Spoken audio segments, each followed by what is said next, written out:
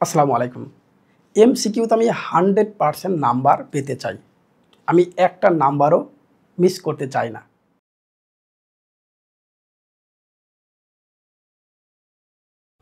প্রিয় শিক্ষার্থী, ভূগোল ও পরিবেশ ফাইনাল সাজেশন দিচ্ছি তোমাদের এমসিকিউ অংশে সেরা প্রস্তুতির জন্য। তোমরা অবশ্যই জানো এই সাবজেক্টটি কতগুলো অধ্যায়, 15টি অধ্যায়। প্রত্যেকটা অধ্যায় থেকে যদি আমি 20টা করে এমসিকিউ দেই তারপরও 300 হয়ে যাচ্ছে। এতগুলো অধ্যায়, এত ইনফরমেশন। কিছু কিছু অধ্যায় তো একটা অধ্যায় থেকে প্রায় 3 থেকে 400 এমসিকিউ পড়া উচিত, এরকম আছে কিছু কিছু অধ্যায় আছে। যা হোক, আমরা এই সাজেশন তৈরি করার ক্ষেত্রে যে বিষয়টা খেয়াল রাখবো, আমাদের শুরুতে যে কাজটা করতে হবে, বোর্ড প্রশ্নগুলো বেশি বেশি পড়তে হবে। এখানে বোর্ড প্রশ্ন বিশ্লেষণ বেশি করা হয়েছে, পাঠ্য বইটা বিশ্লেষণ করা হয়েছে এবং টেস্ট পেপারে সেরা কিছু স্কুলের প্রশ্ন বিশ্লেষণ করা হয়েছে। তোমরা চাইলে সেই স্কুলগুলো একটা পরীক্ষা দিয়ে নিজেকে যাচাই করে নিতে পারো। আমি সেই স্কুলে একটা লিস্ট শেষে দিয়ে রেখেছি। ওকে, তাহলে যেহেতু বলেছি পাঠ্য বই বিশ্লেষণটা আমরা প্রথম অংশে করেছি, দেখতেই পাচ্ছ প্রথম অংশে আমরা করে ফেলেছি পাঠ্য বই বিশ্লেষণ।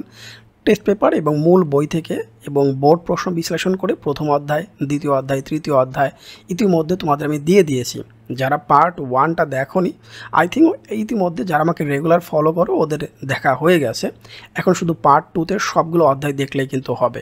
যেহেতু পার্ট 2তে সবগুলো অধ্যায় আমি দিয়েছি, দ্যাট মিনস হচ্ছে 4 নম্বর অধ্যায় থেকে একেবারে 15 পর্যন্ত। চিন্তা করে দেখো, একটা ভিডিওতে তোমরা এতগুলো এমসিকিউ প্লাস একসাথে পেয়ে যাচ্ছ। সবাই কিন্তু দাঁড়ায় শুধু কি বলবে, বোর্ডের সামনে দাঁড়িয়ে বা ক্যামেরার সামনে দাঁড়িয়ে শুধু এই অধ্যায়গুলো পড়লেই হবে, এটা কিন্তু তোমার ক্লাসের ফার্স্ট বয়ও বলতে পারে। বাট প্রশ্ন সিলেক্ট করে দেয়া, এক্স্যাক্টলি এই কোশ্চেনটা সিলেক্ট করে দেয়া এত সহজ কিন্তু নয়। আই থিঙ্ক যারা ভালো স্টুডেন্ট বা যাদের একটু বোঝার ক্ষমতা আছে তারা বিষয়টা রিয়ালাইজ করবে। 4 নম্বর অধ্যায়, পৃথিবীর অভ্যন্তরীণ এবং বাহ্যিক গঠন। পৃথিবীর অভ্যন্তরীণ এবং বাহ্যিক গঠন, এই অধ্যায় থেকে আমাদের প্রথম এমসিকিউটা হচ্ছে, দেখতে পাচ্ছ, স্তরীভূত শিলা কোনটি? এটা হচ্ছে বেলে পাথর। স্তরীভূত শিলা কোনটি? বেলে পাথর। উত্তরে কনফিউশন থাকলে অবশ্যই আমাদের প্রথম কমেন্টে জানাই যাবা, বলে কোন উত্তরটা হলো। আগ্নেয় শিলার ক্ষেত্রে এই শিলার জীবাশ্ম নাই, সত্য। স্তরীভূত, কঠিন এবং কম ভঙ্গুর, তার মানে উত্তর হবে 3টাই। আগ্নেয় শিলা সম্পর্কে এই 3টা বৈশিষ্ট্য তোমাকে জানতেই হবে। সেই 3টা বৈশিষ্ট্যের মধ্যে প্রথমটা হচ্ছে এই শিলার জীবাশ্ম নাই। স্তরীভূত, কঠিন এবং কম ভঙ্গুর হয়ে গেল।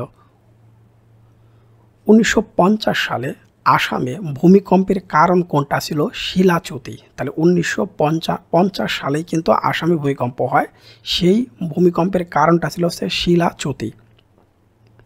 পৃথিবীর গুরুমণ্ডলের ঊর্ধ্বাংশের বিস্তার কত কিলোমিটার? 700। পৃথিবীর গুরুমণ্ডলের ঊর্ধ্বাংশের বিস্তার কত কিলোমিটার পর্যন্ত? 700। সুপ্ত আগ্নেয়গিরির উদাহরণ কোনটি? ফুজিয়ামা। সুপ্ত আগ্নেয়গিরির উদাহরণ কোনটি? ফুজিয়ামা। পাললিক শিলায় ভাঁজ পড়ে কোন পর্বতের সৃষ্টি হয়েছে? হিমালয় পর্বত। তাহলে পাললিক শিলায় ভাঁজ পড়ে কোন পর্বতের সৃষ্টি হলো? হিমালয় পর্বত। 2 বা ততোধিক নদীর মিলনস্থলকে আমরা বলি নদী সঙ্গম। 2 বা ততোধিক নদীর মিলনস্থলকে আমরা বলি হচ্ছে নদী সঙ্গম। প্রবাহমান 2টি নদীর মধ্যবর্তী ভূমিকে কি বলে? দোয়াব বলে। প্রবাহমান মানে বয়ে চলতেছে এরকম, 2টি নদীর মধ্যবর্তী ভূমিকে আমরা বলি হচ্ছে দোয়াব। নিচের কোনটি মৃত আগ্নেয়গিরি? কোহি সুলতান। কোহি সুলতান হচ্ছে মৃত আগ্নেয়গিরি। নিচের কোনটি মৃত আগ্নেয়গিরি? কোহি সুলতান। পিনাটুবো কোন ধরনের পর্বত? আগ্নেয়। পিনাটুবো কোন ধরনের পর্বত? এটা হচ্ছে আগ্নেয় পর্বত। গুরুমণ্ডলের উপাদানগুলো কী কী আছে? ব্যাসেল্ট আছে, ম্যাগনেসিয়াম, ব্যাসেল্ট ও সিলিকন। সিলিকন ও অক্সিজেন, অক্সিজেন এই দুটো বিষয়গুলো নাই বলেই বলা হয়েছে 1 আর হচ্ছে 2। তাহলে গুরুমণ্ডল উপাদানগুলো আমরা ব্যাসেল্ট ও হচ্ছে ম্যাগনেসিয়াম, ব্যাসেল্ট আর হচ্ছে কি সিলিকন। পরের যে কোশ্চেনটি, আমরা একটা চিত্র দেখতে পাচ্ছি, এই সেম চিত্র কিন্তু পরীক্ষায় তুমি পাইতে পারো, একবার সেম টু সেম। চিত্রে এক্স এ বি সি থাকতে পারে, অন্য কিছু থাকতে পারে, নাম দেওয়া থাকতে পারে। চিত্রে এক্স স্তরের উপাদানগুলোর মধ্যে কী কী পাবো আমরা? এক্সের মধ্যে একেবারে নিচে দেখতে পাচ্ছি আমরা, এক্সের মধ্যে আমরা কী কী পাবো? দেওয়া হয়েছে লোহা আর হচ্ছে নিকেল পাবো, সিলিকন পাওয়া যাবে না। লোহা এবং হচ্ছে নিকেল, এক্স মানে একবার নিচের স্তর, এখানে আমরা পাবো হচ্ছে লোহা এবং হচ্ছে নিকেল। জেড মানে একবার উপরে, জেড। চিত্রে জেড স্তরের নিচের দিকে প্রতি কিলোমিটারে কত তাপমাত্রা বাড়ে? 30°C তাপমাত্রা বাড়ে। তাহলে জেড থেকে নিচের দিকে প্রতি কিলোমিটারে 30°C তাপমাত্রা বাড়ে। চিত্রে জেড, ওই যে আমরা যে জেড দেখতে পেলাম, এই জেড এখান থেকে প্রতি কিলোমিটার আমরা পাবো কত, 30°C তাপমাত্রা বাড়তে থাকবে। শিয়াল স্তরে থাকে কি, ম্যাগনেসিয়াম, সিলিকা, অ্যালুমিনিয়াম। আমরা দেখতে পাচ্ছি এখানে থাকবে সিলিকা আর হচ্ছে অ্যালুমিনিয়াম। তাহলে শিয়াল স্তরে থাকে হচ্ছে সিলিকা এবং হচ্ছে অ্যালুমিনিয়াম। ওকে, পরের কোশ্চেন। পাললিক শিলার বৈশিষ্ট্যগুলো হলো স্তরীভূত, নরম ও হালকা, অপেক্ষাকৃত হচ্ছে ভারী। তাহলে পাললিক শিলার বৈশিষ্ট্যগুলোর মধ্যে আমরা পেলাম স্তরীভূত, নরম এবং হচ্ছে হালকা।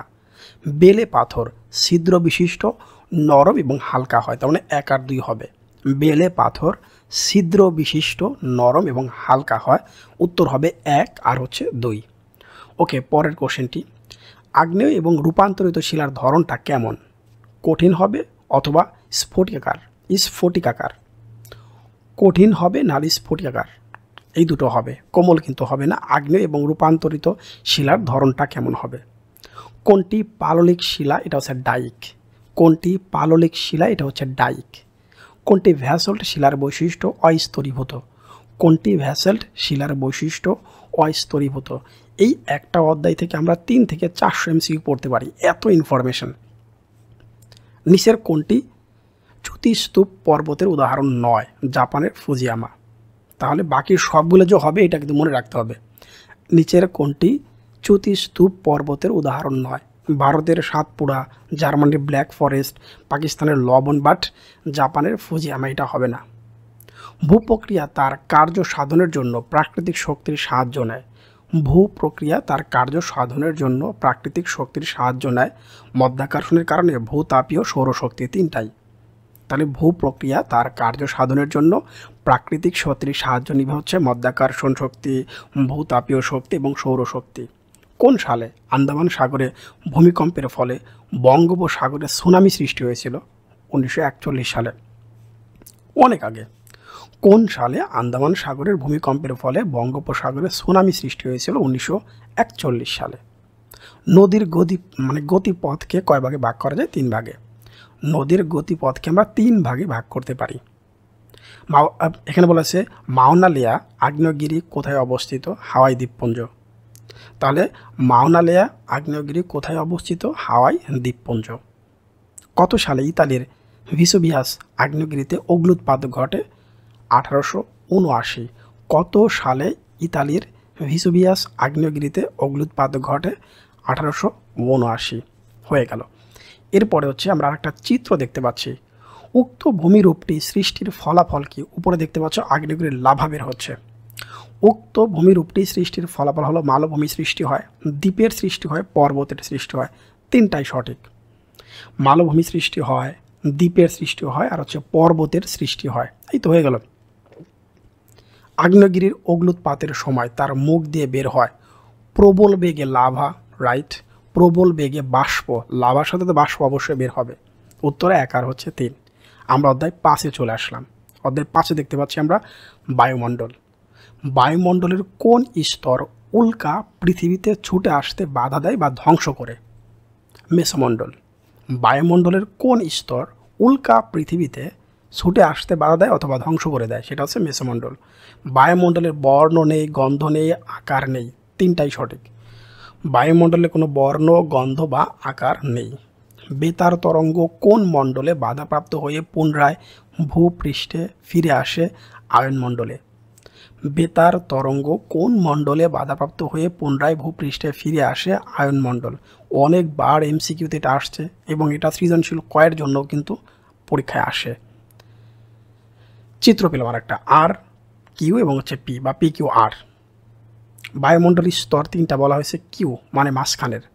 নির্দেশিত বায়ুমণ্ডলের স্তর কোনটি? তার মানে মাঝখানটা দেখতে পাচ্ছি স্ট্রাটোমণ্ডল। পি এবং কিউ উভয় স্তরে ঝড় এবং বৃষ্টি, তুষারপাত সৃষ্টি হয়। উচ্চতা বাড়ার সাথে সাথে তাপমাত্রা হ্রাস পায়। উচ্চতা যত বাড়বে তাপমাত্রা তত হ্রাস পাবে। এটা বলা হয়েছে পি এবং কিউর কথা বলা হয়েছে।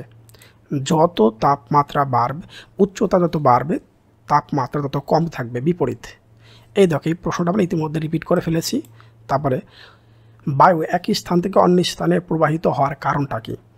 বায়ু এক স্থান থেকে অন্য স্থানে প্রবাহিত হওয়ার কারণ হচ্ছে তাপের তারতম্য, চাপের পার্থক্য। দুটা, তাপের তারতম্য এবং চাপের পার্থক্য, এই দুটি কারণে। আমরা একটা এখানে উদ্দীপক পেলাম, উদ্দীপক সেম কমন না থাকলেও এই টাইপের উদ্দীপক যে এই অধ্যায়তে আসতে পারে তার একটা ধারণা নিতে হবে। শোভন তার বাবার সাথে সিলেট বেড়াতে গেল। তারা সিলেটের জয়ন্তিকা পাহাড় দেখতে গেল।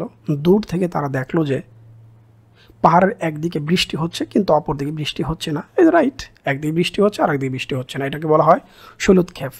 তাহলে শৈলোৎক্ষেপ হবে এটাকে নাম, একদিকে বৃষ্টি আর একদিকে বৃষ্টি হচ্ছে না। ওকে, এবং এর কারণ হচ্ছে তাহলে পাহাড়ের বিপরীত দিকে বৃষ্টি না হওয়ার কারণটা কি? এই শৈলোৎক্ষেপের কারণটা কি? বায়ুতে জলীয় বাষ্পের অভাব, একদিকে বেশি আর একদিকে অভাব।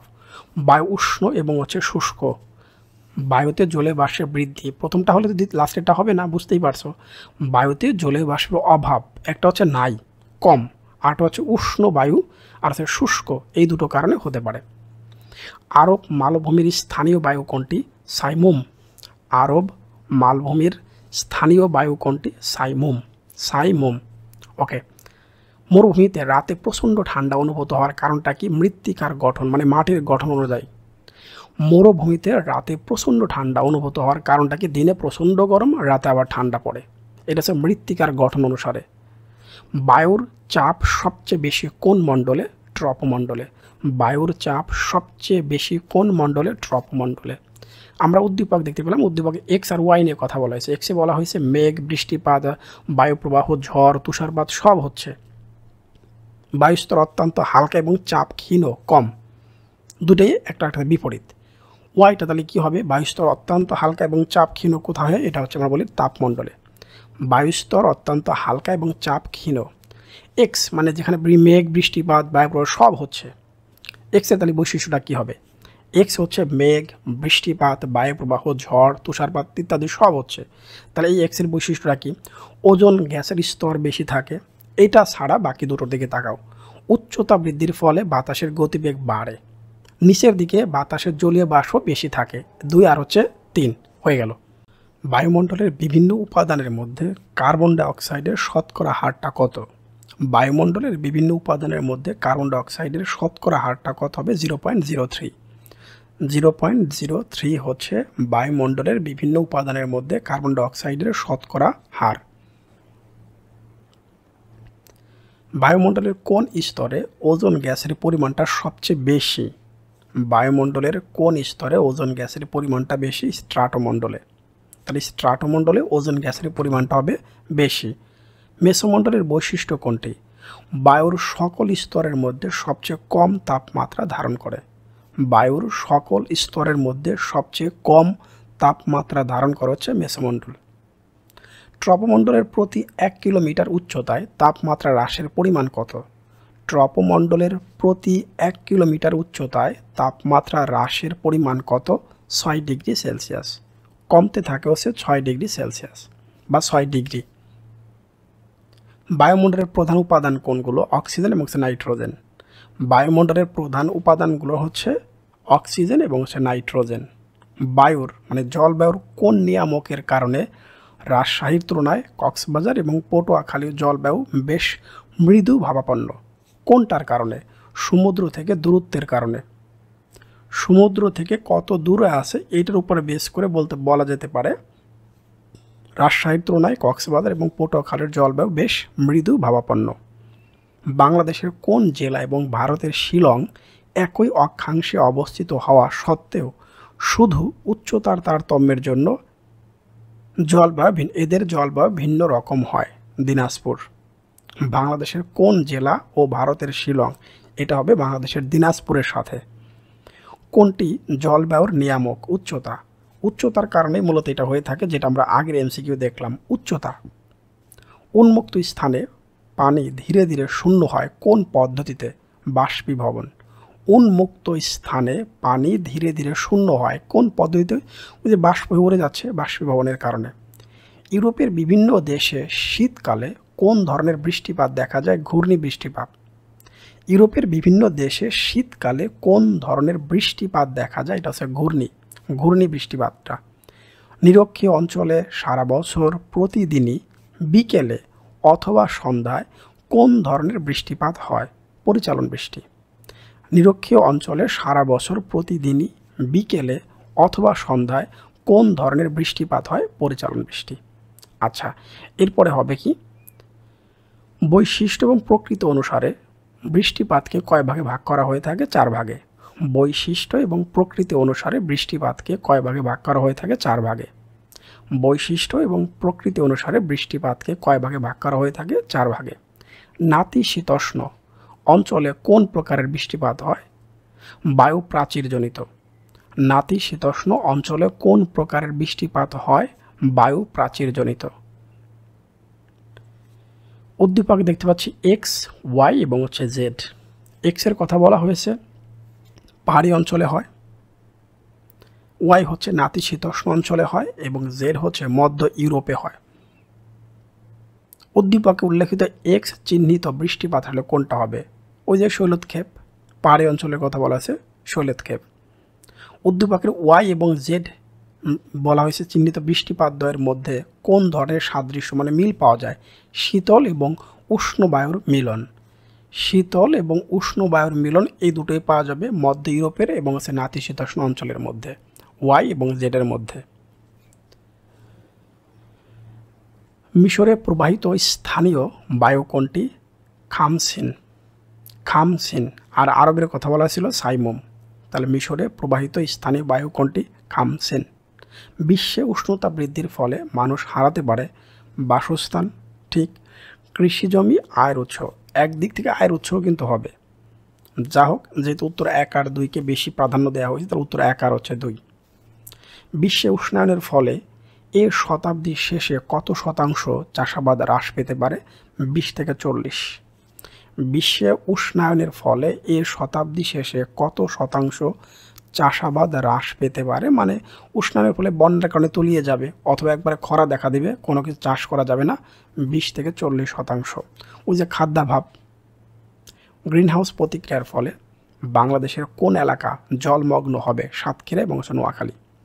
গ্রিনহাউস প্রতিক্রিয়ার ফলে বাংলাদেশের কোন এলাকা জলমগ্ন হবে? এটা হচ্ছে সাতক্ষীরা ও নোয়াখালী। বিশ্ব উষ্ণায়নের জন্য দায়ী গ্যাস হচ্ছে মিথেন, নাইট্রাস অক্সাইড, নাইট্রোজেন না, মিথেন এবং নাইট্রাস অক্সাইড। ক্লোরোফ্লোরোকার্বনস আছে এখানে, যেহেতু অপশনে নাই। Methane, nitrous oxide, carbon dioxide, তারপর হচ্ছে ক্লোরোফ্লোরোকার্বনস, একটাও এখানে দেয়া নেই যদিও। তাহলে মিথেন এবং নাইট্রাস অক্সাইড। আমরা চলে আসলাম 6 নম্বর অধ্যায়ে। চারদিক থেকে মানে চারদিকে জল দ্বারা বেষ্টিত জলভাগকে কি বলা হয়? হ্রদ। তাহলে চারদিকে জল দ্বারা বেষ্টিত জলভাগকে আমরা বলেছি হ্রদ। সমুদ্র তলদেশে কয় ধরনের ভূমিরূপ দেখা যায়? 5 ধরনের। তাহলে সমুদ্র তলদেশে কয় ধরনের ভূমিরূপ দেখা যায়? 5 ধরনের। প্রশান্ত মহাসাগরে অবস্থিত পৃথিবীর গভীরতম খাত ম্যারিয়ানা গভীরতা কত মিটার? তাহলে প্রশান্ত মহাসাগরে অবস্থিত পৃথিবীর গভীরতম খাত। 3টা প্রশ্ন একটার মধ্যে আছে। 10,870 ম্যারিয়ানা ট্রেঞ্চ, যেটা আমরা বলে থাকি। এশিয়া এবং আফ্রিকা মহাদেশ পরিবেষ্টিত মহাসাগর কোনটি? প্রশান্ত মহাসাগর। এশিয়া এবং আফ্রিকা। সমুদ্র স্রোত সৃষ্টির প্রধান কারণ কোনটি? নিয়ত বায়ু প্রবাহ। সমুদ্র স্রোত সৃষ্টির প্রধান কারণ কোনটি? নিয়ত বায়ু প্রবাহ। ডগার্স ব্যাংক কোথায় অবস্থিত? তাহলে ডগার্স ব্যাংক কোথায় অবস্থিত? এটা হবে ব্রিটিশ দ্বীপপুঞ্জের উপকূলে। ব্রিটিশ দ্বীপপুঞ্জের উপকূলে অবস্থিত হচ্ছে ডগার্স ব্যাংক। আমেরিকা এবং এশিয়ার মধ্যবর্তীতে অবস্থিত মহাসাগরের গড় গভীরতা কত মিটার? 4,270। আর ম্যারিয়ানা ট্রেঞ্চ বলা হয়েছিল কত? 8,000+। এটা হচ্ছে কত? 4,270। ওকে, পরের প্রশ্ন। শীতল এবং উষ্ণ স্রোতের মিলনস্থলে কি তৈরি হয়? মগ্নচোরা। শীতল আবার উষ্ণ মানে টোটালি বিপরীত। এটা হচ্ছে মগ্নচোরা। মহিষোপনের গড় প্রশস্ততা কত কিলোমিটার? 70 কিলোমিটার হচ্ছে গড়। মহিষোপনের গড় মানে একেবারে প্রশস্ত, ছড়িয়ে আছে, ওয়াইড, 70 কিলোমিটার। বঙ্গোপসাগরের তলদেশে কত প্রজাতির চিংড়ি পাওয়া যায়? 19 প্রজাতির। বঙ্গোপসাগরের তলদেশে কত প্রজাতির চিংড়ি পাওয়া যায়? তাহলে চিংড়ি মাছ এত ছোট মাছ, তলদেশে থাকে, এত চাপ সহ্য করতে পারে। 19 ধরনের। সমুদ্রের তলদেশে বড় বড় গর্তগুলোতে সৃষ্টি হয় সুনামি, ভূমিকম্প, অগ্ন্যুৎপাত। আমরা দেখতে পাচ্ছি সমুদ্রের তলদেশে বড় বড় গর্তগুলোতে আসলে সৃষ্টি হবে ভূমিকম্প আর হচ্ছে অগ্ন্যুৎপাত। সমুদ্রের তলদেশের বড় বড় গর্তগুলোতে সৃষ্টি হয় ভূমিকম্প আর হচ্ছে অগ্ন্যুৎপাত। বিখ্যাত টাইটানিক জাহাজ কত সালে সমুদ্রে ডুবে গিয়েছিল? আমরা জানি হিমশৈলের কারণে 1913 সালে। হিমশৈলের কারণে 1913 সালে এটা। ডগার্স ব্যাংকের বৈশিষ্ট্য জানে কী ছিল? হিমশৈলের মধ্যে বিদ্যমান উপাদানগুলো জমা হওয়ার জন্য সৃষ্টি হবে এক। আর হচ্ছে পৃথিবীর আমিষের উৎসের অন্যতম আহরণ কেন্দ্রই হচ্ছে এই ডগার্স ব্যাংক। পৃথিবীর আমিষের উৎসের অন্যতম আহরণ কেন্দ্রই হবে ডগার্স ব্যাংক। আর হচ্ছে হিমশৈলের মধ্যে বিদ্যমান উপাদানগুলো জমা হওয়ার জন্য এটা সৃষ্টি হয়। নিচের কোনটি শীতল স্রোত?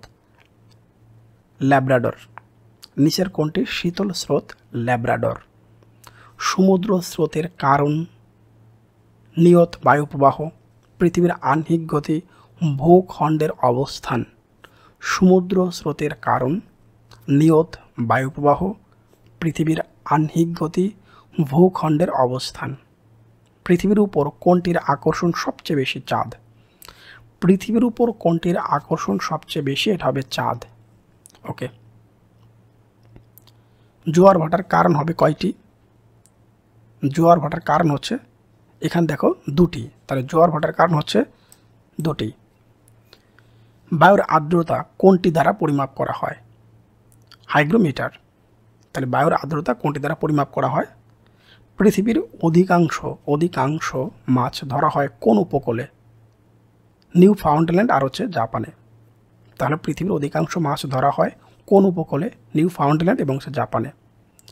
শেবল ব্যাংক কি? এটা হচ্ছে মগ্নচোরা। শেবল ব্যাংক হচ্ছে এক ধরনের মগ্নচোরা। তাহলে শেবল ব্যাংক হচ্ছে এক ধরনের মগ্নচোরা। সমুদ্র তলে সঞ্চিত কিসের দ্বারা মগ্নচোরার সৃষ্টি হয়? নুড়ি, কাঁকর, বালি, তিনটাই।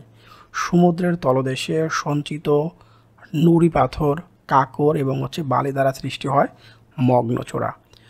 জোয়ার অত্যন্ত প্রবল হয় চাঁদের আকর্ষণে, সূর্যের আকর্ষণে, পৃথিবীর আকর্ষণে। চাঁদ এবং সূর্য যখন মুখোমুখি অবস্থান করে প্রবল আকর্ষণ সৃষ্টি হয়, তখন জোয়ার হয় অত্যন্ত প্রবল। জোয়ার ভাটার প্রভাব গভীর নদী খাতের সৃষ্টি হয়, হতে পারে। মোহনায় গলি এবং আবর্জনা দেখা যায় না। বলা হয়েছে মোহনায় গলি এবং আবর্জনা দেখা যায় না। জোয়ারের বিপরীতে বাদ দিলে জলবিদ্যুৎ উৎপন্ন হয়, হতে পারে। বাট এখানে দেখতে পাচ্ছি উত্তর হচ্ছে 1 আর হচ্ছে 3। গভীর নদী খাতের সৃষ্টি হয়, মোহনায় গলি এবং আবর্জনা দেখা যায় না। বাংলাদেশে টেরিটোরিয়াল সমুদ্র সীমা কত নটিক্যাল মাইল? 12 nautical mile. বাংলাদেশে টেরিটোরিয়াল সমুদ্র সীমা কত নটিক্যাল মাইল? এটা হচ্ছে 12 নটিক্যাল মাইল দেখতে পাচ্ছি। বাংলাদেশের সর্বোচ্চ শৃঙ্গের নাম হচ্ছে তাজিং ডং। কিউকারাডাং আগে ছিল, আমি গিয়েছিলাম, আমার হয়েছিল, যাওয়ার সৌভাগ্য হয়েছিল আমার। কিউকারাডাং আমি গিয়েছিলাম, আগে ছিল কিউকারাডাং, বাট এখন বলা হয় তাজিং ডং। বাংলাদেশের পূর্বের ভারতের ত্রিপুরা রাজ্য, মেঘালয় রাজ্য, মিজোরাম রাজ্য। তাহলে বাংলাদেশের পূর্বে ভারতের অংশ আছে ত্রিপুরা আর হচ্ছে মিজোরাম। পূর্বে হচ্ছে ত্রিপুরা এবং হচ্ছে মিজোরাম, মনে রাখতে হবে। আমরা 7 নম্বর অধ্যায়ে চলে আসলাম। জনস্বল্পতা দেখা যায় কোন দেশে? অস্ট্রেলিয়ার জনস্বল্পতা একেবারে কম। অস্ট্রেলিয়ায় জনস্বল্পতা হচ্ছে কম, মানে আয়তন অনুযায়ী জনসংখ্যা একেবারে কম, জনসংখ্যার ঘনত্ব খুব কম। জনসংখ্যার ঘনত্ব নির্ণয়ের সূত্র কি? মোট জনসংখ্যাকে মোট ভূমির আয়তন দিয়ে ভাগ করতে হবে, সেইটা করলে অস্ট্রেলিয়া একেবারে কম আসে। জনসংখ্যার ঘনত্ব নির্ণয়ের সূত্র হচ্ছে মোট জনসংখ্যা ভাগ হচ্ছে মোট ভূমির আয়তন। ছোট্ট একটা ম্যাথ এই অধ্যায় থেকে পরীক্ষায় আসে, সৃজনশীলও থাকবে, পাশাপাশি হচ্ছে এমসিকিউর মধ্যে একটা পেয়ে যাবে। আমি দুটো উদাহরণ দিয়েছি, পরপর তোমরা নিজেরাই করতে পারবে। একটা উত্তর হচ্ছে 590 এবং আরেকটার উত্তর হচ্ছে 204। সেম প্রশ্ন, শুধু সংখ্যাটা পরিবর্তন হবে, নামটা পরিবর্তন হতে পারে। তাহলে মোট জনসংখ্যাকে মোট আয়তন দিয়ে ভাগ করলেই হয়ে গেল। ওকে, পরের কোশ্চেন। গন্তব্য স্থান ভেদে অভিগমন কত ভাগে ভাগ করা যায়? 2 ভাগে। 2011 সালে বাংলাদেশের জনসংখ্যা বৃদ্ধির হার কত ছিল? 1.37%। 1.37%। ওকে। 2000 সালে পৃথিবীর জনসংখ্যা কত ছিল? 6.13 বিলিয়ন। 2000 সালে পৃথিবীর জনসংখ্যা কত বিলিয়ন? 6.13 বিলিয়ন। এখন তো 7 অনেক ক্রস করেছে, অনেক আগে 7। বিশ্ব জনসংখ্যা বৃদ্ধির ধারাকে কয়টি পর্যায়ে ভাগ করা যায়? 3। বিশ্ব জনসংখ্যা বৃদ্ধির ধারাকে কয়টি পর্যায়ে ভাগ করা যায়? 3। জন্মহারে ভিন্নতা দেখা যাবে শিক্ষা, বৈবাহিক অবস্থা, রোগ আর দুর্ঘটনা। তোমরা বুঝতেই পারছো লাস্টের অ্যান্সার হবে না, কমন সেন্সের উত্তর এগুলা। জন্মহারের ভিন্নতা দেখা যায় শিক্ষা, বৈবাহিক অবস্থার কারণে। জনসংখ্যার হ্রাস বৃদ্ধি নির্ভর করে, জনসংখ্যার হ্রাস বৃদ্ধি নির্ভর করে জন্ম হারের উপর, মৃত্যু হারের উপর, অভিবাসন দ্বারা। 3টাই সঠিক। অভিবাসনটা মনে রাখবে, এই নিচের প্রশ্ন একই রকম। নিয়ামক তালিকা কোনটা? জন্মহার, মৃত্যুহার, অভিবাসন। জন্মহার, মৃত্যুহার, অভিবাসন। মোট জনসংখ্যার আদর্শ অনুপাতের ভারসাম্য নষ্ট হলে কি দেখা যাবে? জনাকীর্ণতা, জনস্বল্পতা, জনশূন্যতা। 3টা একই রকম মনে হচ্ছে না? জনাকীর্ণতা, জনস্বল্পতা দুটোই হতে পারে। মোট জনসংখ্যার আদর্শ অনুপাতের ভারসাম্য নষ্ট হলে কি হবে? দুটো ঘটনা ঘটবে, হয় জনাকীর্ণতা নাহলে জনস্বল্পতা। বলপূর্বক অভিগমন কোনটির প্রভাবে হয়ে থাকে? রাজনৈতিক অস্থিরতার কারণে। বলপূর্বক অভিগমন কোনটির প্রভাবে হয়ে থাকে? রাজনৈতিক অস্থিরতার কারণে। আচ্ছা, এরপর আমরা যাব হচ্ছে রোমান একটি ভালো চাকরি পেয়ে স্পেনে পাড়ি জমান। তিনি সেখানকার নাগরিকত্ব গ্রহণ করেন। রোমানের এ ধরনের অভিগমনকে আমরা বলি, আগেই বললাম, অবাধ অভিবাসন। এটা হবে আন্তর্জাতিক অভিবাসন। অবাধ অভিবাসন এবং হচ্ছে আন্তর্জাতিক অভিবাসন, তাই কেউ বলপূর্বক করেনি। অভিবাসনের ফলে জনসংখ্যার হ্রাস বৃদ্ধি পায়, এটা সঠিক। উন্নয়নের ধারা পরিবর্তন হয়, এটা হতে পারে। সামাজিক মান পরিবর্তন হয়, এটাও হতে পারে। বাংলাদেশে অনেক মানুষ এখন বিদেশে থাকে, প্রচুর পরিমাণে রেমিটেন্স আসে, সব কিছুর উপরে ডিপেন্ড করে। কক্সবাজারের আশ্রয় গ্রহণকারী রোহিঙ্গাদের ক্ষেত্রে প্রযোজ্য কি? তারা শরণার্থী, রাইট, কিন্তু উদ্বাস্তু না। এখানে বলপূর্বক অভিবাসন ঘটেছে, বলপূর্বক তারা ওই দেশ থেকে দেশে চলে আসছে। কোনটির বিকর্ষণমূলক কারণ হিসাবে অভিবাসনের ক্ষেত্রে ভূমিকা রাখে? আগে আমরা বলছিলাম অর্থনৈতিক মন্দার কারণে। কোনটির বিকর্ষণমূলক কারণ হিসাবে অভিবাসনের ক্ষেত্রে ভূমিকা রাখে? অর্থনৈতিক মন্দা। জনসংখ্যা বন্টনের কোনটি অপ্রাকৃতিক প্রভাবক? এটা হচ্ছে অর্থনৈতিক, যেটা আগে দেখলাম। জনসংখ্যা বন্টনের কোনটি অপ্রাকৃতিক প্রভাবক? এটা হচ্ছে অর্থনৈতিক।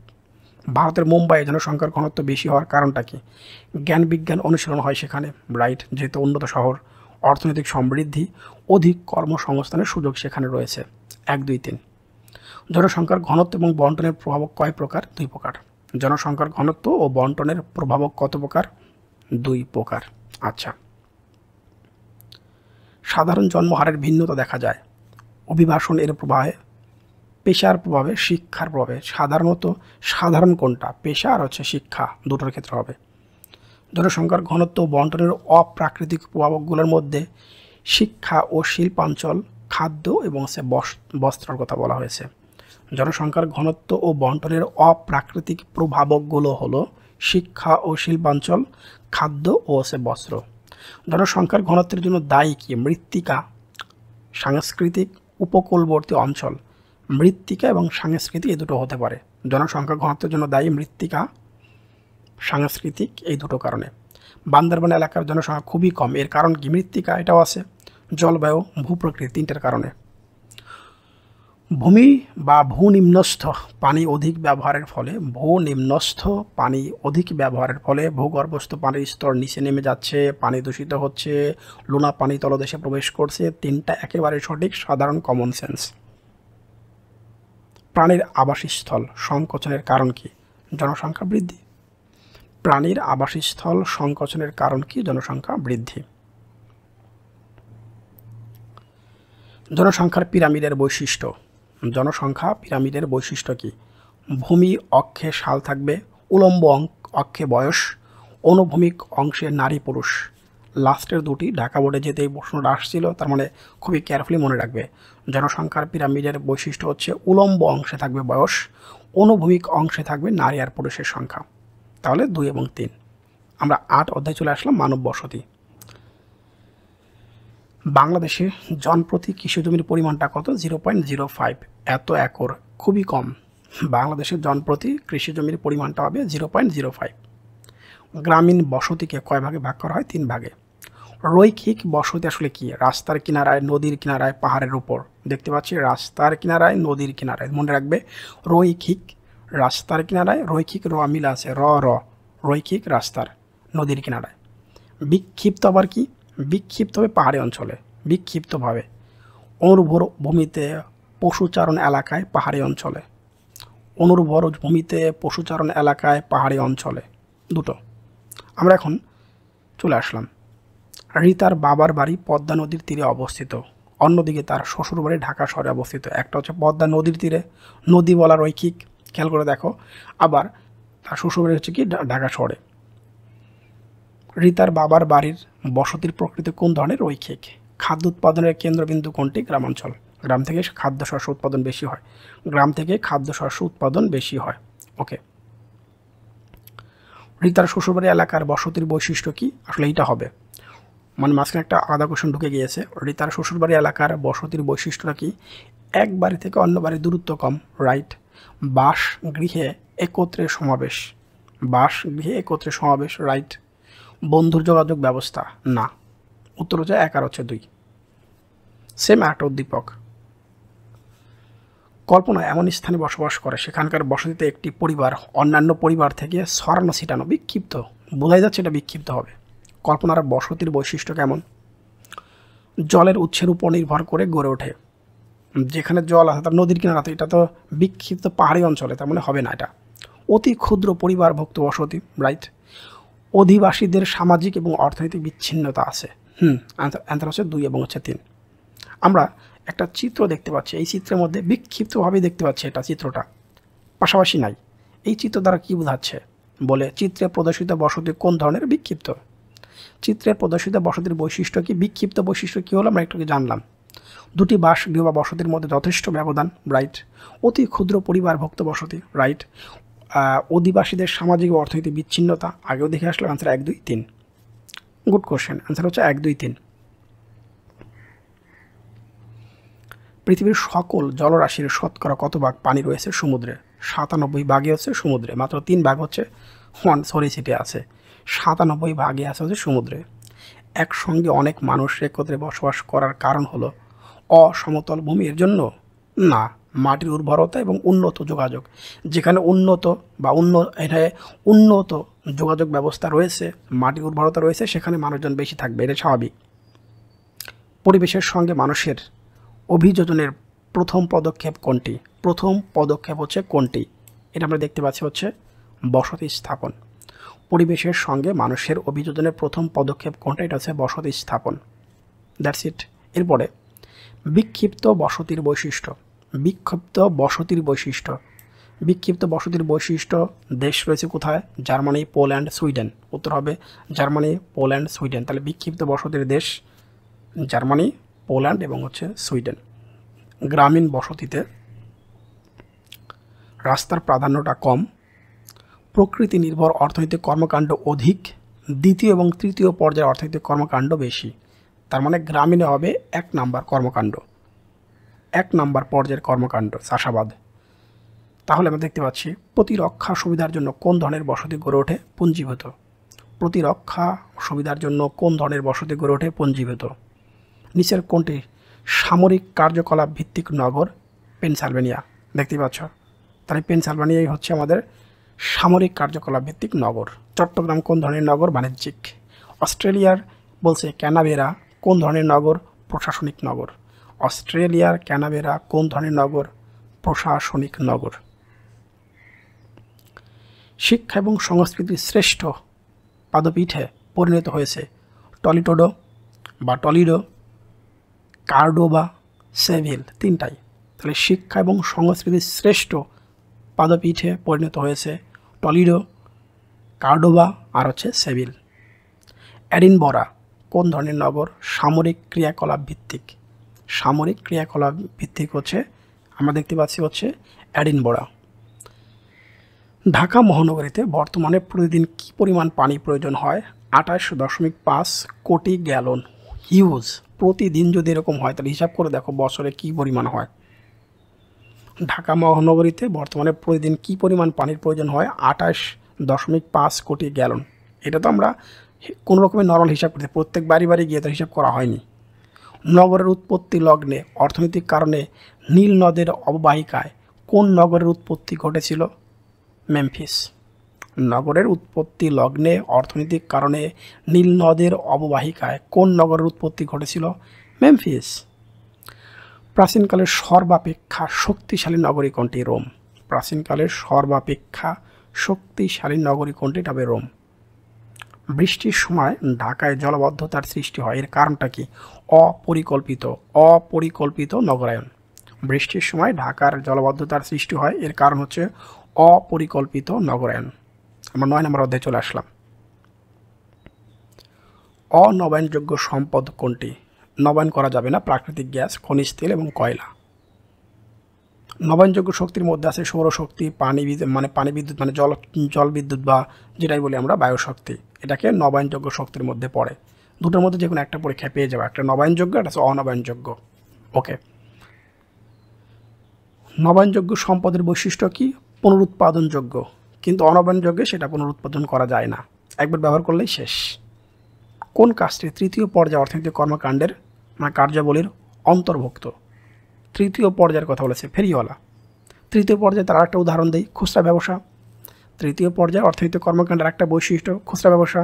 নিচে আর একটা কোশ্চেন দেখতে পাচ্ছ, একই টাইপের কোশ্চেন পরপর দিয়েছি তোমাদের মনে রাখার সুবিধার্থে। তৃতীয় পর্যায়ের অর্থনৈতিক কর্মকাণ্ডে জড়িত থাকেন, অর্থনৈতিক কর্মকাণ্ডে জড়িত থাকেন জামা কাপড় ধোলাই করা ব্যক্তি, বাড়ি বাড়ি পণ্য বিক্রয়কারী ব্যক্তি, কারণ খুচরা ব্যবসায়ের কথা বলা হয়েছে, একটু মনে রাখতে হবে। রফিক সিরামিকের থালা বাটি তৈরি কারখানায় কাজ করে, এবার সে কারখানায় কাজ করতে শ্রমিক, তাহলে দ্বিতীয় পর্যায়ে চলে আসলো, কারো আন্ডারে রয়েছে। নিচের কোনটি দ্বিতীয় পর্যায়ে অর্থনৈতিক কর্মকাণ্ডের অন্তর্ভুক্ত? যে রন্ধন কার্য। মিমি একজন গৃহিণী, তিনি কেক পুতুল তৈরি করে দোকানে সরবরাহ করে বেশ আয় করেন। মিমির কাজটি কোন শিল্পের অন্তর্গত? ক্ষুদ্র। সম্পদকে প্রাথমিকভাবে কয় ভাগে ভাগ করা যায়? 3 ভাগে। মানুষের প্রথম পর্যায়ের অর্থনৈতিক কর্মকাণ্ডের উদাহরণগুলো হচ্ছে পশুপালন ও যন্ত্রপাতি প্রস্তুতকরণ বলেই হলো না, পশু শিকার ও কাঠ সংগ্রহ, খনিজ উত্তোলন এবং কৃষিকার্য। উত্তর হচ্ছে লাস্টের দুটি। আকিজ যে দেশে প্রবাসী জীবনযাপন করে সে দেশের শতকরা 80% মানুষ দ্বিতীয় ও তৃতীয় পর্যায়ে অর্থনৈতিক কর্মকাণ্ডের সাথে সম্পৃক্ত। আকিজ তার নিজের দেশে প্রথম পর্যায়ে অর্থনৈতিক কার্যাবলীর সাথে জড়িত ছিল, সে ছিল প্রথম, কিন্তু যে দেশে এখন কাজ করে সেই দেশে আবার দ্বিতীয় আর তৃতীয়। আকিজ কোন দেশে প্রবাসী জীবনযাপন করেছে? নিউজিল্যান্ডে। আকিজের নিজের দেশের মানুষের পেশা তাহলে কি? কাঠচেরাই, পশুপালন, খনিজ উত্তোলন, 3টাই, যেটা আমরা একটু আগে দেখে আসলাম। বেকারি কারখানার জন্য প্রয়োজন স্বল্প মূলধন, ব্যাপক অবকাঠামো তো প্রয়োজন নাই, কম শ্রমিক হলেই হবে। বৃহৎ শিল্পে তার উল্টা হবে, প্রচুর শ্রমিক লাগবে, বিশাল মূলধন লাগবে, স্বল্প উৎপাদন তো হবে না। বৃহৎ শিল্প মানে অনেক বৃহৎ উৎপাদন হবে। কোনটি মাঝারি শিল্পের অন্তর্গত? চামড়া শিল্প মাঝারি। তাঁত, ডেইরি ফার্ম, বস্ত্রশিল্প, কিন্তু এখন চামড়া শিল্প হচ্ছে মাঝারি শিল্প অন্তর্গত। বৃহৎ শিল্পে তাহলে বৈশিষ্ট্যটা একটু আগে আমরা দেখে আসলাম, অধিক মূলধন লাগবে, বিশাল অবকাঠামো দরকার হবে, সাধারণ শহর থেকে দূরে গড়ে ওঠে, এটা হলে ভালো হয়। সাধারণ এখন শহর থেকে দূরে হলেই ভালো, যদি উত্তর হবে 1 আর 2। ক্ষুদ্র শিল্প কোনটি? ডেইরি ফার্ম, ক্ষুদ্র শিল্প হচ্ছে ডেইরি ফার্ম। কোনটি বৃহৎ শিল্প? মোটর গাড়ি উৎপাদন করতেছে বৃহৎ শিল্প। আমরা একটা উদ্যোগ দেখতে পাচ্ছি, আর মিনার একটি শিল্প প্রতিষ্ঠান আছে, তার প্রতিষ্ঠানে বিভিন্ন কুটির শিল্প তৈরি হয়। কুটির শিল্প পরিবারের সহায়তা নিয়ে মিনা প্রতিষ্ঠানটি গড়ে তোলে। মিনার প্রতিষ্ঠানে তৈরি জিনিসগুলো কোন ধরনের শিল্প? ক্ষুদ্র শিল্প। মিনার প্রতিষ্ঠানটি সহজে পরিচালনা করতে ভূমিকা রাখে কম শ্রমিক, কম মূলধন, স্বল্প মেয়াদী কাঁচামাল। 3টাই কিন্তু সঠিক। বাংলাদেশে কোন দেশের সাথে রপ্তানি বাণিজ্যে এগিয়ে রয়েছে? যুক্তরাষ্ট্র। রপ্তানি বাণিজ্যে এগিয়ে আছে যুক্তরাষ্ট্র। এবার আমরা দেখব হচ্ছে 10ম অধ্যায়। বাংলাদেশের সর্বমোট সীমারেখা কত কিলোমিটার? 4711 কিলোমিটার। বাংলাদেশের সর্বমোট সীমারেখা কত কিলোমিটার? 4711 কিলোমিটার। বাংলাদেশের সর্বোচ্চ শৃঙ্গ কোন জেলায় অবস্থিত? বান্দরবানে অবস্থিত। বাংলাদেশের সর্বোচ্চ শৃঙ্গ তাজিংডনের কথা বলা হয়েছিল। বাংলাদেশের দক্ষিণ পূর্বে কোন নদী মিয়ানমার সীমানায় অবস্থিত? নাফ। তাহলে মিয়ানমার সীমানার সাথে অবস্থিত নাফ নদী, যেটা ঘেঁষে আমরা সেন্ট মার্টিন যাই। বাংলাদেশের সাথে মিয়ানমারের সীমানা কত কিলোমিটার? 280 কিলোমিটার, অনেক বড়। বাংলাদেশের সাথে মিয়ানমারের সীমানা কত কিলোমিটার? 280 কিলোমিটার। বাংলাদেশের উত্তরে ভারতের কোন রাজ্য? মেঘালয়। পূর্বে কিন্তু বলেছিলাম আগে মিজোরাম। তাহলে বাংলাদেশের উত্তরে রয়েছে হচ্ছে কি? মেঘালয়। উত্তরে কিন্তু মেঘালয়। বাংলাদেশের নদীর সংখ্যা বর্তমানে 700টি। বাংলাদেশের নদীর সংখ্যা বর্তমানে 700টি। জানুয়ারি মাসে বাংলাদেশের গড় তাপমাত্রা থাকে 17.7 ডিগ্রি সেলসিয়াস। জানুয়ারি মাসের কথা 17.7, মানে শীত থাকে তখন। ডিসেম্বর জানুয়ারি তো শীত থাকে। শীতকালে বাংলাদেশের কোন ফসল উৎপন্ন হয়? গম। 1905 সালে বাংলাদেশের উত্তরাঞ্চলের সর্বনিম্ন তাপমাত্রা ছিল 1 ডিগ্রি। বাপরে বাপ, 1 ডিগ্রি 1905 সালে। আর একটু নিচে নামলেই তো পুরো বরফ, 0 ডিগ্রি হয়ে গেলেই তো বরফ। 1905 সালে বাংলাদেশের উত্তরাঞ্চলের সর্বনিম্ন তাপমাত্রা হয়েছিল 1 ডিগ্রি তাপমাত্রা। একটু ভাবা যায়, চিন্তা করে দেখো তো। বাংলাদেশের মাঝখান দিয়ে কত ডিগ্রি দ্রাঘিমা রেখা অতিক্রম করেছে? 90 ডিগ্রি পূর্ব দ্রাঘিমা রেখা। 90 ডিগ্রি পূর্ব, পশ্চিম, পশ্চিম পূর্ব, মনে রেখো, পূর্ব না পশ্চিম। 90 ডিগ্রি পূর্ব। বদ্বীপ সমভূমি দ্বারা বেষ্টিত অঞ্চল কোনটি? ফরিদপুর। বদ্বীপ সমভূমি দ্বারা বেষ্টিত অঞ্চল কোনটি? ফরিদপুর। লালমাই পাহাড়ের আয়তন কত বর্গ কিলোমিটার? 34। লালমাই পাহাড়ের আয়তন 34। পৃথিবীর সর্ববৃহৎ বদ্বীপ কোনটি? বাংলাদেশ। 1 নটিক্যাল মাইল সমান কত কিলোমিটার? 1.852 কিলোমিটার। 1 নটিক্যাল মাইল সমান কত কিলোমিটার? 1.852 কিলোমিটার। চিত্র এই বি অংশ, এটা হচ্ছে বি অংশ, আর এটা হচ্ছে মাঝখানে দেখতে পাচ্ছে এ অংশ। এটা কিন্তু একেবারে দেখতেই পাচ্ছি সমুদ্রের অংশ রয়ে গেছে। এটা হচ্ছে একবার শেষ অংশ। আর এখানে হচ্ছে দেখতে পাচ্ছি আমরা কোনটা? এটা হচ্ছে এ অংশ, মোটামুটি মাঝামাঝি একটা অংশে। প্রশ্নে ছিল মানচিত্রের এ অংশে ভূমির নামটা কি? এইটা বরেন্দ্র ভূমি। আর লাস্টে বলছে মানচিত্রের বি অংশের ভূমিরূপের বৈশিষ্ট্য হলো, তাহলে এইটা হচ্ছে পাহাড়ি অঞ্চল, বান্দরবনের অংশ কথা বলা হয়েছে। তাহলে মানচিত্রের বি চিহ্নিত ভূমিরূপের বৈশিষ্ট্য হলো পাহাড়গুলোর গড় উচ্চতা 610 মিটার। পাহাড়গুলি স্থানীয়ভাবে এখানে হচ্ছে ঢিলা বা টিলা নামে পরিচিত হওয়ার কথা মনে হয়। ওকে, তারপর হচ্ছে কি সর্বোচ্চ শৃঙ্গ আছে। তাহলে আমরা দেখতে পাচ্ছি এখানে এইটা আর এইটা হবে। কোন জেলায় মধুপুর গড় অবস্থিত? টাঙ্গাইল। টাঙ্গাইলে মধুপুর গড়, টাঙ্গাইলে মধুপুর আমরা বলে থাকি, তাহলে মধুপুর। বাংলাদেশের কোন জেলা স্রোতজ বনভূমির অন্তর্গত? সাতক্ষীরা। বাংলাদেশের কোন জেলা স্রোতজ বনভূমির অন্তর্গত? সাতক্ষীরা। ভাওয়ালের গড় কোন জেলায় অবস্থিত? গাজীপুর। বাংলাদেশের মধ্যভাগ দিয়ে কোন রেখা অতিক্রম করেছে? কর্কট ক্রান্তি রেখা। বাংলাদেশের মধ্যভাগ দিয়ে কোন রেখা অতিক্রম করেছে? কর্কট ক্রান্তি রেখা। লুসাই পাহাড় থেকে উৎপন্ন নদী কোনটা? কর্ণফুলী। লুসাই থেকে হচ্ছে কর্ণফুলী। গঙ্গা নদীর উৎপত্তি স্থল হচ্ছে গঙ্গোত্রী হিমবাহ। গঙ্গা নদীর উৎপত্তি স্থল হচ্ছে গঙ্গোত্রী হিমবাহ। গড়াই কোন নদীর শাখা নদী? পদ্মা। তাহলে পদ্মা নদীর শাখা নদী, গড়াই হচ্ছে পদ্মা নদীর শাখা নদী, গড়াই। তিস্তা আর করতোয়া কোন প্রকার নদী? উপনদী। তিস্তা এবং করতোয়া কোন প্রকার নদী? উপনদী। গঙ্গা নদী কোন জেলা দিয়ে বাংলাদেশে প্রবেশ করেছে? কুষ্টিয়া। গঙ্গা নদী কুষ্টিয়া দিয়ে বাংলাদেশে প্রবেশ করেছে। গঙ্গা ও যমুনার মিলিত ধারা কোন স্থান থেকে পদ্মা নামে পরিচিত হয়? চাঁদপুর।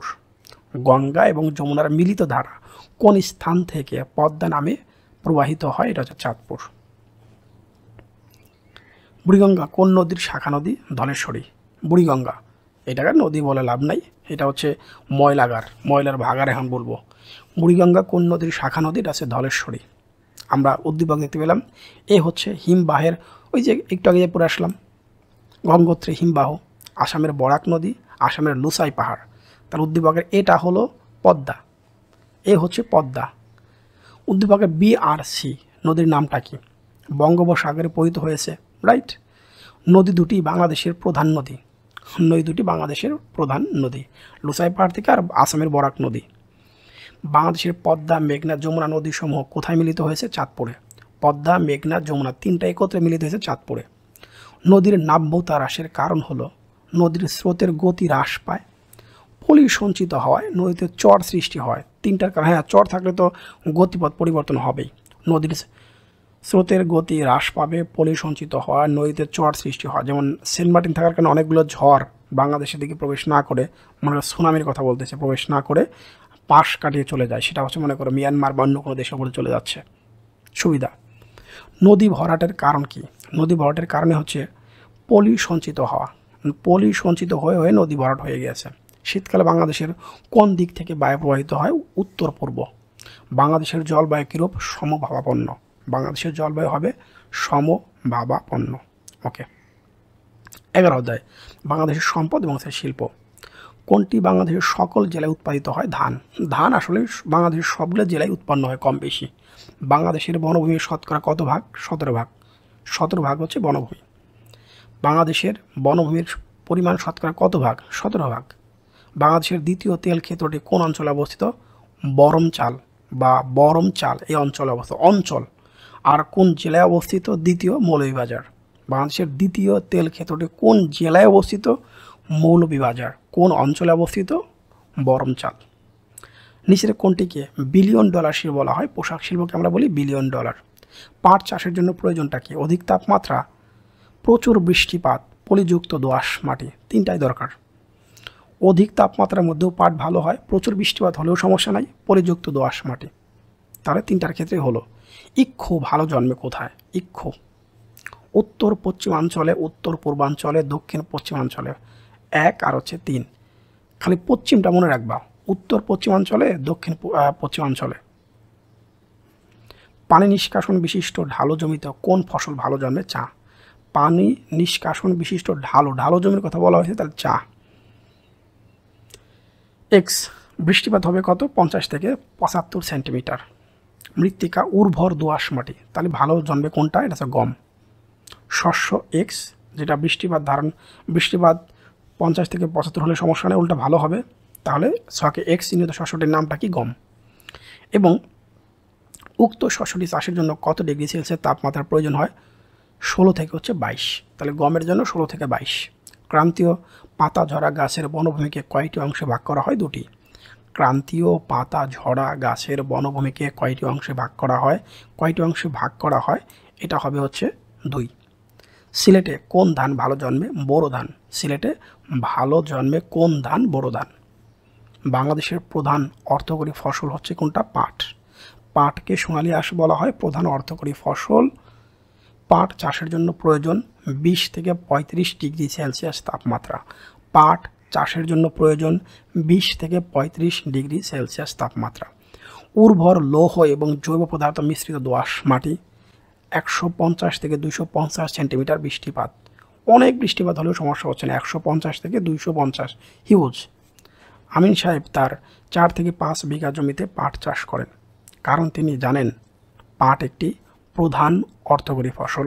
সোনালী আঁশ খাদ্য শস্য তো হবে না, এদের সাধারণ কমন সেন্স। প্রধান অর্থকরী ফসল হচ্ছে পাট আর সোনালী আঁশ বলা হয়। দক্ষিণ পূর্বাঞ্চলের বনভূমির বৃক্ষ কোনটি? করই। দক্ষিণ পূর্বাঞ্চলের বনভূমির বৃক্ষ আসলে কোনটা? করই। কোন বৃক্ষটি স্রোতস বনভূমিতে জন্মে? ধুন্দল। কোন বৃক্ষটি স্রোতস বনভূমিতে জন্মে? ধুন্দল। শাল গজারি করই গাছের যৌক্তিক বৈশিষ্ট্য কোনটা? পাতা একেবারে ঝরে যায়।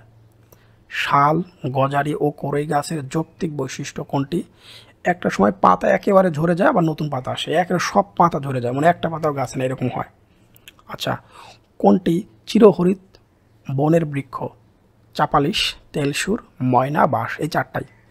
চাপালিশ, তেলসুর, ময়না আর হচ্ছে বাঁশ, গড়ান হবে না। কোনটি চিরহরিত বনের বৃক্ষ? চাপালিশ, তেলসুর, ময়না, বাঁশ।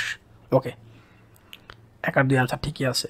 উৎকৃষ্ট মানের লিগনাইট কয়লা কোন কয়লা থেকে ক্ষেত্র থেকে উত্তোলন করা হয়? বড় প্রক্রিয়া কয়লার খনি থেকে বলা হয় উৎকৃষ্ট মানের লিগনাইট কয়লা। বড় প্রক্রিয়া কয়লা খনি থেকে দৈনিক কী পরিমাণ কয়লা উত্তোলিত হয়? 2.99 মিলিয়ন মেট্রিক টন। তাহলে 2.99 মিলিয়ন মেট্রিক টন। কত সালে প্রথম সার শিল্প স্থাপিত হয়? 1951 সালে। কত সালে প্রথম সার শিল্প স্থাপিত হয়? 1951 সালে। নরম কাঠ, নলখাগড়া এবং কাটা পাট কোন শিল্পের কাঁচামাল? কোন শিল্পের কাঁচামাল? কাগজ শিল্পের। নরম কাঠ, নলখাগড়া, কাটা কাঠ কোন শিল্পের কাঁচামাল? এটা কাগজ শিল্পের।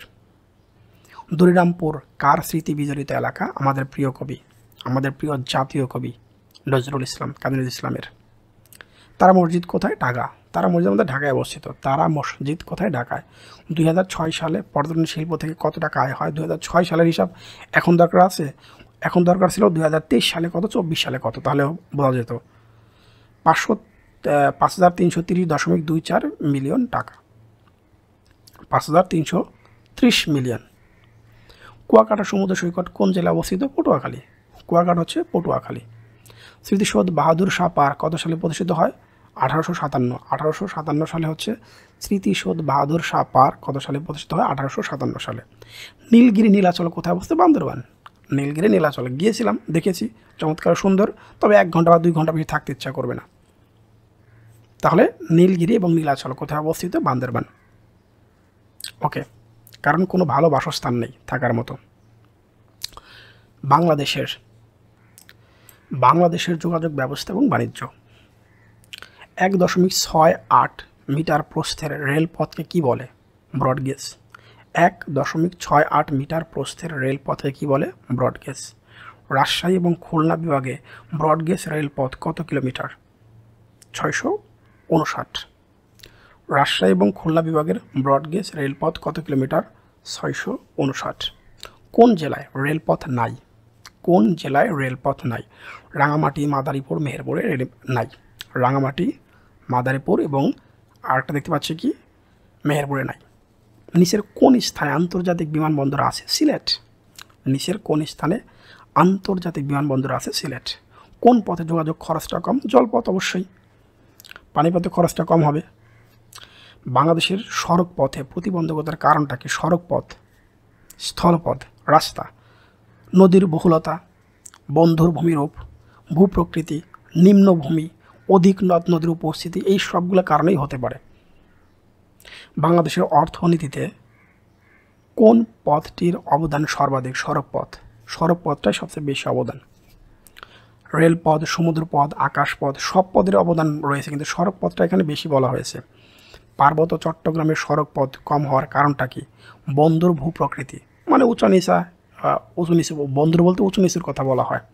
সড়কপথ গড়ে ওঠার অনুকূল ব্যবস্থা কোনটি? মৃত্তিকার শক্ত বুনট। মাটির শক্ত বুনট হলে রাস্তা তৈরি করা সহজ হয়, সহজে ভেঙে যাবে না।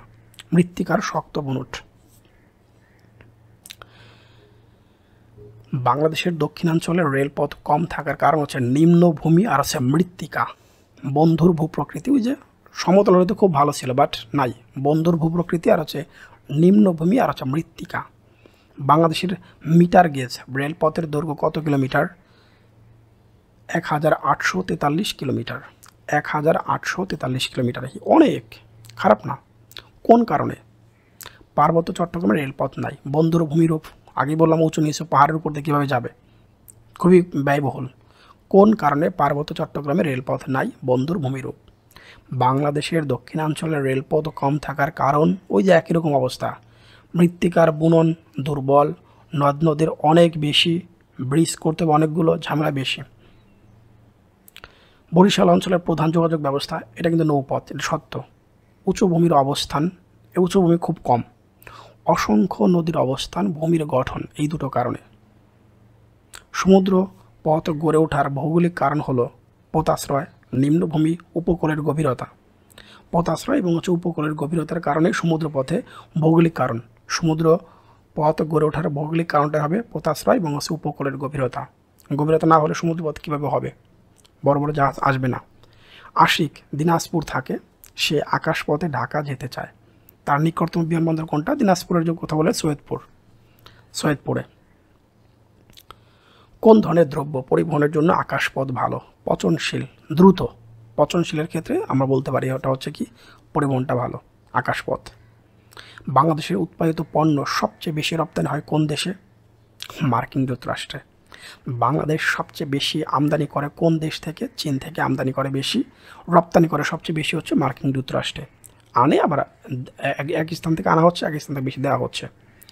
13 অধ্যায়, বাস্তু সংস্থান ক্ষতিগ্রস্ত হলে কি হতে পারে? পরিবেশের ভারসাম্য নষ্ট হবে। কোনটি? ক্লোরোফ্লোরো কার্বনের সংকেত, CFC, ক্লোরোফ্লোরো কার্বন।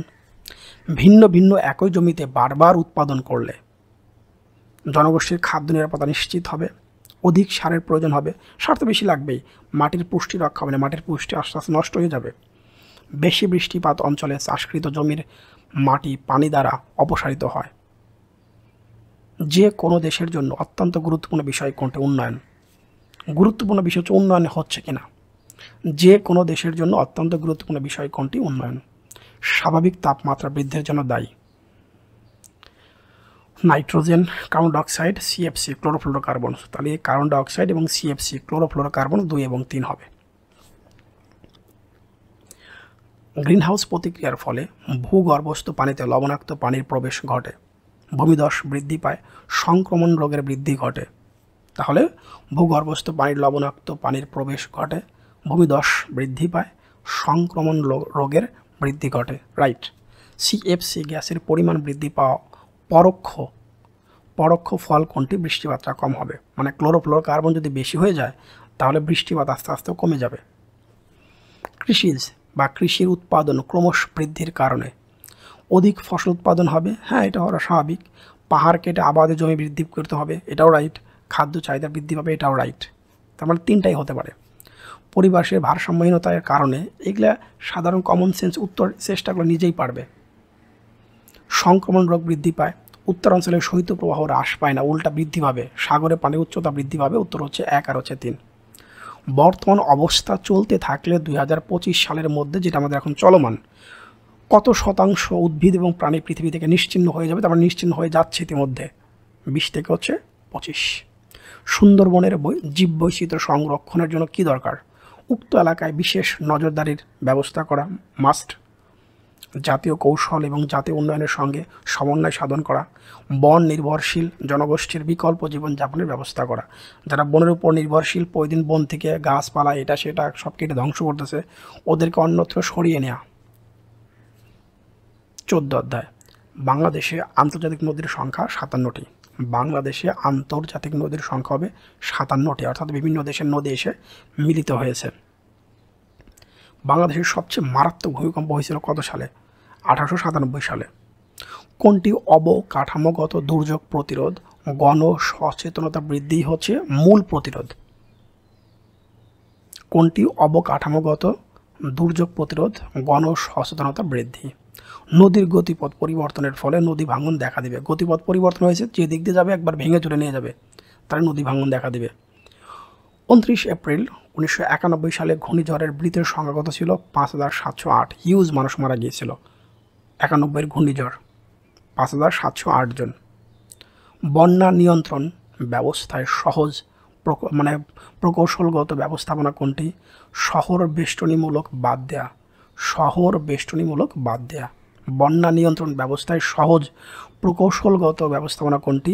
শহর বেষ্টনীমূলক বাদ দেয়া। বাংলাদেশের খরাপ্রবণ অঞ্চল কোনটি?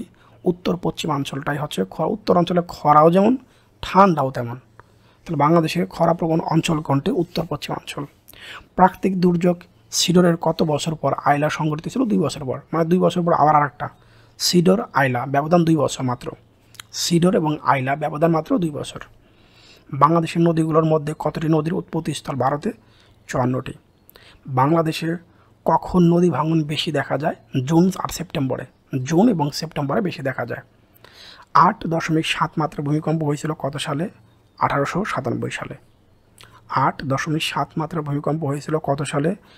1897 সালে।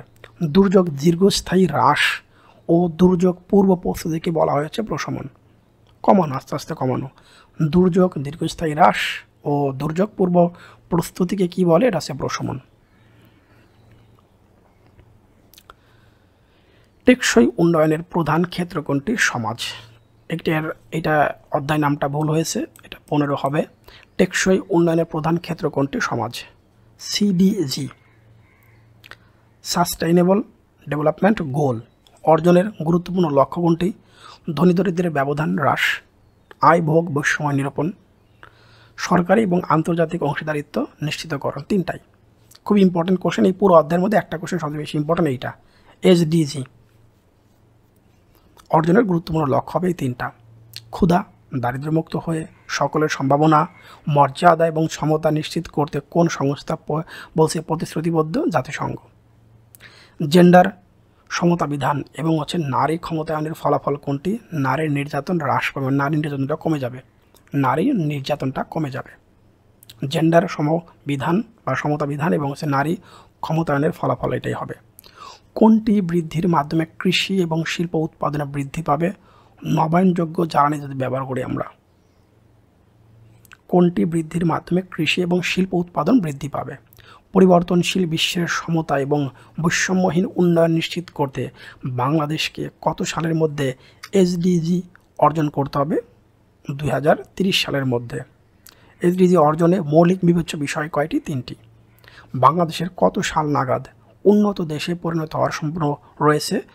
41 সাল। এসডিজি বাস্তবায়নের যেসব বৈষম্য বাধা হিসেবে কাজ করবে, আয় বৈষম্য, ভোগ বৈষম্য, জেন্ডার বৈষম্য, 3টাই। তোমাদের কাছে টেস্ট পেপার থাকলে তোমরা এই 11টি স্কুলের প্রশ্ন খুব ভালো মতো করে পড়তে পারো।